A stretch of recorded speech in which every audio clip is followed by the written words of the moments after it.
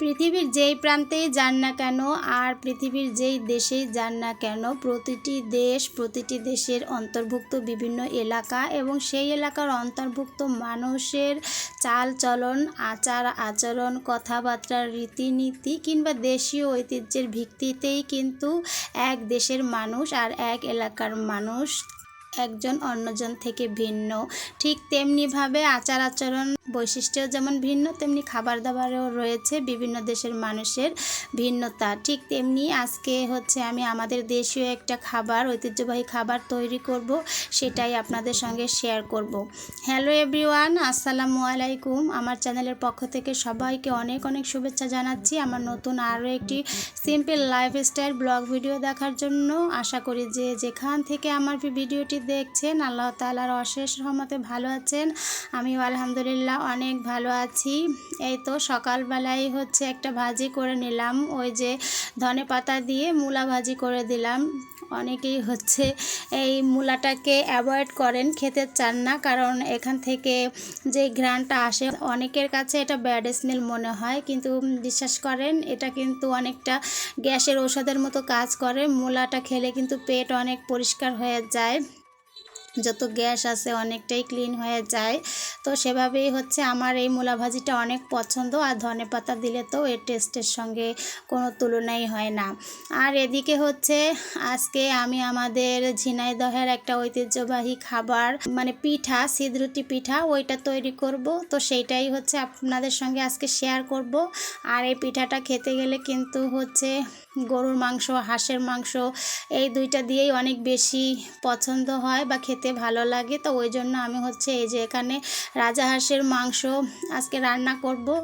এই মাংসটা হচ্ছে ওই যে আমার ছেলে যে এসএসসি পরীক্ষায় পাশ করেছে, তো আমার হাজব্যান্ড বাগেরহাট গিয়েছিল, আমার বড় ভাই ভাবি থাকে ওখানে মিষ্টি দিতে, তো এখান থেকে আমার ভাবি এই রাজাহাঁসের মাংস দিয়ে দিয়েছে। তো ওইটাই হচ্ছে আজকে রান্না করব, আর সেইটাই হচ্ছে আপনাদের সঙ্গে শেয়ার করব। এই যে এখানে আমি সকল প্রকার মশলা দিয়ে হচ্ছে মাংসটাকে খুব ভালোভাবে মেখে নিলাম, সঙ্গে সরিষার তেল, সয়াবিন তেল দুটোই মিক্সড করে দিলাম, আর হাত দিয়ে মেখে নিলাম। অনেকে হচ্ছে হাত দিয়ে মাখতে গেলে ভয় পান যে হাত জ্বালা করে, তবে আলহামদুলিল্লাহ ওই জ্বালা পোড়াটা অনেক আগেই আমার হচ্ছে শরীরের সঙ্গে অ্যাটাচড হয়ে গিয়েছে, কারণ যেহেতু আমাদের অনেক বড় সংসার, তো 10 কেজি 15 কেজি করে মাংস রান্না করতে হয় বাড়িতে গেলে।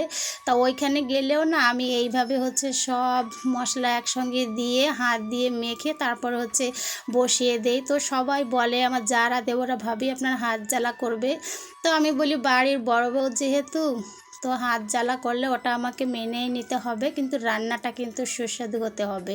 তো ওইভাবে হচ্ছে মাংসটাকে বসিয়ে দিলাম। আর এদিকে আমার মেয়ে হচ্ছে হাঁসের মাংস খাবে না, ওই জন্য হচ্ছে বলছে আম্মু আমাকে বিরিয়ানি এনে দাও। তা ওকে হচ্ছে 2 প্যাকেট বিরিয়ানি এনে দিয়েছি, 1 প্যাকেট হচ্ছে দুপুরে খেয়ে নেবে, যদিও পুরোটা পারবে না, থেকে যাবে, আর 1 প্যাকেট থেকে রাতে কিছু খেয়ে নেবে, আর থাকলে হচ্ছে সকালে টিফিন নিয়ে যাবে। এইভাবে হচ্ছে মেয়েও দুপুরের খাবারটা খেয়ে নিয়েছে। দুপুরের খাবার খাবার পর বিকেলবেলা হচ্ছে নুজাতের আব্বু কিছু ফল এনেছিল, তো সেখান থেকে আমি হচ্ছে পেয়ারা কেটে নিলাম, আর সে বলছে পেয়ারার সঙ্গে একটু ঝাল লবণ মেখে দিও। তো আমি বললাম আপনি তো ঝাল লবণ খেতে পছন্দ করতেন না আগে কখনোই, এখন মনে হয় আমাদের সঙ্গে থাকতে থাকতে আপনিও এই ঝাল লবণ দিয়ে পেয়ারাটা খাওয়া শিখে গিয়েছেন। তো বলছে হ্যাঁ তোমরা যেহেতু খাও তোমাদের সঙ্গে আমিও একটু খাই, দেখি কেমন লাগে। যদিও উনি ঝাল খুব একটা খেতে পছন্দ করেন না, তারপরও পেয়ারাটা যেহেতু মিষ্টি, আবার অন্যদিকে কিন্তু একটু পানসে থাকে, ওই জন্য একটু ঝাল লবণ দিয়ে খেলে অনেকটাই খেতে ভালো লাগবে। তা ওইভাবে হচ্ছে পেয়ারা এখন আমরা খেয়ে নিচ্ছি ঝাল লবণ দিয়ে। বরাবরের মতোই যদি আমার ভিডিও আপনাদের কাছে ভালো লেগে থাকে তাহলে একটা লাইক দিয়ে চ্যানেলটিকে সাবস্ক্রাইব করে দিবেন, আর আপনি যদি এই ধরনের ব্লগ ভিডিও দেখতে পছন্দ করেন তাহলে পাশে থাকা অল অপশনটিকে অবশ্যই প্রেস করে রাখবেন, এতে করে আমার ভিডিওর নোটিফিকেশন খুব সহজে আপনার মোবাইলে পৌঁছে যাবে, আপনি আপনার সময় সুযোগ মতো ভিডিওটি দেখে নিতে পারবেন। আর যারা এই কাজটি অলরেডি করেছেন তাদের সকলকে জানাই অসংখ্য ধন্যবাদ। পেয়ারা খাওয়া শেষ হয়ে গেলে এখন হচ্ছে আমি চা বানিয়ে নিচ্ছি আমাদের 3 জনের জন্য। আর এই হাঁড়িটা হচ্ছে একদম নতুন হাঁড়ি। যাই হোক, আমি কিন্তু প্রতিবার আমার এই যে চায়ের কৌটার মুখটা আপনাদেরকে দেখিয়েছি অনেক ভিডিওতে, কিন্তু কখনো বলা হয়নি। আসলে এটা হচ্ছে আমার জেলি খাওয়ার পরে একটা কাচের জার ছিল, তো ওইটা আমি এতদিন ব্যবহার করেছি, কিন্তু মুখটা হচ্ছে একটু জং ধরে গিয়েছিল, তো ওইটাকে আমি না ফেলে আমার ওই যে পেন্টিংয়ের যে রঙগুলো আছে ওইটা দিয়ে হচ্ছে আমি রং করে নিয়েছি, যার কারণে কিন্তু জারের মুখটা দেখতে অনেক সুন্দর হয়েছে আর ফেলে দিতে হয়নি।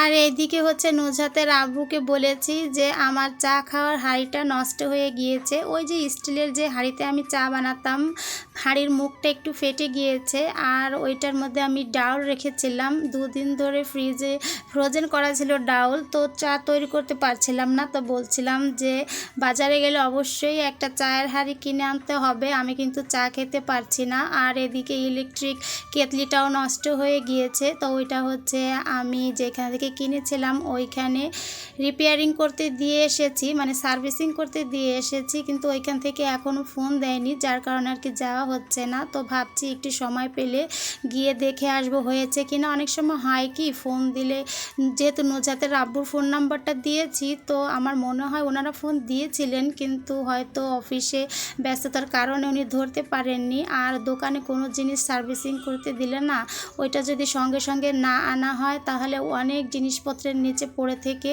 ওই ভালো জিনিসটা কিন্তু নষ্ট হয়ে যায়। তো সেইভাবেই হচ্ছে নুজহাতের আব্বু এই যে হাঁড়িটা এনে দিয়েছে, একদম নতুন হাঁড়ি। আর হাঁড়িটার শেপটা আমার খুবই পছন্দ হয়েছে, আর উনিও খুশি হয়েছেন। বলছে যে আমি কিছু আনলে তো তুমি আর পছন্দ হয় না, দেখো আজকে কত সুন্দর হাঁড়ি নিয়েছি। আমি বলছি হ্যাঁ, হাঁড়িটা আজকে অনেক পছন্দ হয়েছে। তো ওই নতুন হাঁড়িতে আর কি চা করে সবাই খেয়ে নিলাম। আর এই যে বিকেলবেলা ওই যে পেয়ারা খেয়ে নিলাম সন্ধ্যার সময়। নুজহাতের আব্বু বিকেলে আসার সময় কিন্তু শুধু পেয়ারা আনেনি, ওই যে ম্যাঙ্গো পাবলিক এই হচ্ছে আম নিয়ে এসেছে অনেকগুলো। আর আজকের আমগুলো কিন্তু কালারগুলো অনেক সুন্দর ছিল দেখতে, অনেকটাই লোভনীয় লাগছিল, কিন্তু যেহেতু পেয়ারা খেয়েছি, চা বিস্কিট খেয়ে নিয়েছি, ওই জন্য হচ্ছে এখন আর আম খাওয়া হবে না। ওইগুলো হচ্ছে রেখে দিয়েছি ঝুড়িতে, প্যাকেটে রাখলে হচ্ছে দম বন্ধ হয়ে ঘেমে আমগুলো অনেকটাই নষ্ট হয়ে যায়। আর এই যে পেয়ারা এনেছিল 6টা পেয়ারা, তো 2টা পেয়ারা আমরা কেটে 3 জনে খেয়ে নিয়েছি, আর 4টা পেয়ারা রেখে দিয়েছি। আর এই যে এখন হচ্ছে আমি আমাদের দেশের একটা ঐতিহ্যবাহী পিঠা, সিঁদরুটি পিঠা, ওইটা তৈরি করব। আসলে এই পিঠাটা তৈরি করার কিন্তু কোনো পূর্ব প্ল্যান আগে ছিল না, তো ভাবলাম এই পিঠাটা খেতে অনেক মজা লাগে মাংসের সঙ্গে, তো যেহেতু রান্না করছি ওই পিঠাটাই আজকে তৈরি করি। নুজহাতের আব্বু এলে গরম গরম খেতে পারবে, উনিও ওই পিঠাটা অনেক বেশি পছন্দ করেন। এই যে পিঠার জন্য হচ্ছে আমি এই যে 1 বোল গুঁড়ি আগে থেকে ভিজিয়ে রেখে দিয়েছিলাম। এখানে কিন্তু কোনো প্রকার ইস্ট, তারপর হচ্ছে বেকিং পাউডার, বেকিং সোডা, এগুলো কিছুই ব্যবহার করতে হয় না এই গুঁড়িটার মধ্যে। জাস্ট শুধু ঠান্ডা নর্মাল টেম্পারেচার থাকা পানি দিয়ে আর লবণ দিয়ে মেখে কিছুক্ষণ ভিজিয়ে রাখতে হয়। যেহেতু শুকনো গুঁড়ি তো, তাই একটু ভিজিয়ে রাখলে পিঠাটা ভালো হয়। আর এই যে দেখেন আমি কত সুন্দর করে পিঠাটা তৈরি করে ফেললাম। প্রতিবার পিঠা তৈরির আগে কিন্তু হচ্ছে এই যে একটা ব্রাশ দিয়ে কড়াইয়ের মধ্যে তেল ব্রাশ করে নিতে হয়, আর অবশ্যই কিন্তু একটা পুরাতন তেলে কড়াই হলে এই পিঠাটা খেতে ভালো লাগে। আর এই যে হাত দিয়ে ছিটিয়ে ছিটিয়ে হচ্ছে এই পিঠাটা তৈরি করতে হয়, এই জন্যই হচ্ছে এর নাম সিঁদরুটি পিঠা। ওই যে হাত দিয়ে হাত ঝাড়া দিয়ে দিয়ে হচ্ছে পিঠা তৈরি করতে হয়। তো যাই হোক, এটা হচ্ছে আমাদের ঝিনাইদহের, বলতে গেলে আমাদের গ্রামের একটা ঐতিহ্যবাহী পিঠা। এই যে এইভাবে হাত ঝেড়ে দিয়ে আর তারপরে হচ্ছে 4 ভাঁজ করে নিলেই পিঠাটা খুব সুন্দরভাবে তৈরি হয়ে যাবে। তো আলহামদুলিল্লাহ আমি সব পিঠাগুলো তৈরি করে নিয়েছি। আর এই পিঠাটা তৈরি করতে গেলে না, গ্যাসের চুলার চারদিকে এত পরিমাণে ময়লা হয় যা বলার বাইরে। তো ভিডিও করার জন্য হচ্ছে আমি গ্যাসের চুলাটা একটু ক্লিন করে তারপরে হচ্ছে পিঠা তৈরি করেছি। তারপরেও কিন্তু দেখেন কড়াইগুলো একেবারেই নোংরা হয়ে যায়। যাই হোক, সব কিছু ক্লিন করে এখন হচ্ছে এই যে খাবার পরিবেশন করতে এসেছি। সঙ্গে ছিল আমার ছোট ভাই। তো আমার ছোট ভাইও বলছে আপু এই পিঠাটা কিন্তু আমি আগে কখনো কখনো খাইনি। তো আমি বলছি কীভাবে খাবে, এটা হচ্ছে আমার বিয়ের পর আমার শ্বশুরবাড়িতে যেয়েই হচ্ছে আমি এই সিঁদরুটি পিঠাটা খাওয়া শিখেছি। আর আমার বাবার দেশ হচ্ছে বরিশাল, তো ওই বরিশালের ঐতিহ্যবাহী পিঠা হচ্ছে আবার সেমাই পিঠা, ওই যে কলে ঘুরিয়ে ঘুরিয়ে যে তৈরি করে। তো ওই পিঠার একটা ভিডিও কিন্তু আমার চ্যানেলে আছে, আপনারা যদি দেখতে চান তাহলে আমার চ্যানেলটা সার্চ করলে অবশ্যই পেয়ে যাবেন। আর এই যে হাঁসের মাংসের ফাইনাল লুক হচ্ছে এটা, রাজা হাঁসের মাংস। এটা আমি ছোটোবেলা অনেক খেয়েছি, আর খুব বেশি খেয়েছি হচ্ছে বিয়ের পরে। আমাদের দেশেও কিন্তু মানে আমার শ্বশুরবাড়িতে ঝিনাইদহ, ওখানে হচ্ছে রাজা হাঁসের মাংসটা খুব প্রচলন আছে, সঙ্গে পিঠা। তো সেইভাবেই আমি হচ্ছে এই পিঠা বানানোটা শিখেছি আমার জায়েদের কাছ থেকে। তো এই যে এখন হচ্ছে সব বেড়ে নিচ্ছি পিঠাগুলো একে একে। আর এই পিঠা খেতে গেলে কিন্তু মাংসের সঙ্গে একটু ঝোল রাখতে হয়, খেতে কিন্তু অনেক মজা লাগে। আর সাথে ছিল কোক, শসা, এগুলো তো ছিলই। তো ওইগুলো দিয়েই হচ্ছে আজকের রাতের খাবারটা কমপ্লিট করে ফেললাম। আচ্ছা, আপনারা কারা কারা এই পিঠার সঙ্গে পরিচিত আছেন বা কারা কারা এই পিঠাটা খেয়েছেন অবশ্যই কমেন্টস করে জানাবেন।